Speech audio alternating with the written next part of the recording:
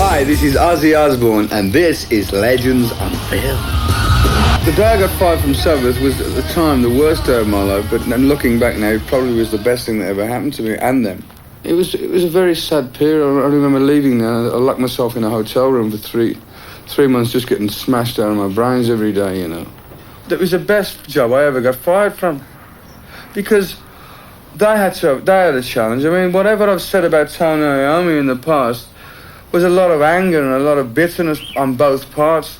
But I've got to be truthful to you. He's one of the greatest all-time riff merchants. I mean, he came up with some classic heavy metal riffs. Management we had never let us realise how big we were. You know, I mean, we always used to think we were lower than Zeppelin.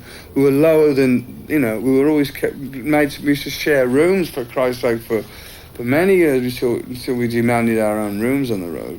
I mean, we ripped off ruthlessly. So I was just raped, and I said to my ex-manager, I like to be kissed when I'm getting fucked, you know.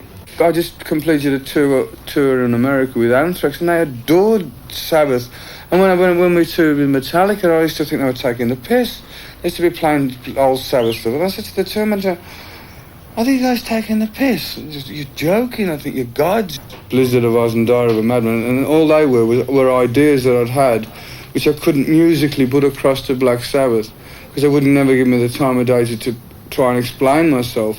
Whereas Randy Rhoads came along and he was patient, and we spent hours and hours and we worked them out. Even now, to this day, on the anniversary of his death, which is coming up very soon, I always send some flowers to his graveside.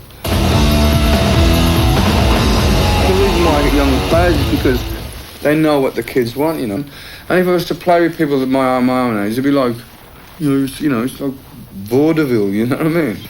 The difference between Zakk Wylde and Jakey Lee's like night and day. I mean, this guy's wonderful. He's always on top of it, you know. Come on, Ozzy, we're gonna rock out and we're gonna kick ass. When I used to be on the road before, I used to get off stage, drink a bottle of fucking booze, and just handful of sleeping pills, and you could have driven me over a cliff and I wouldn't have given a fuck. I mean, I was drinking fucking vast amounts of booze and taking incredible amounts of drugs.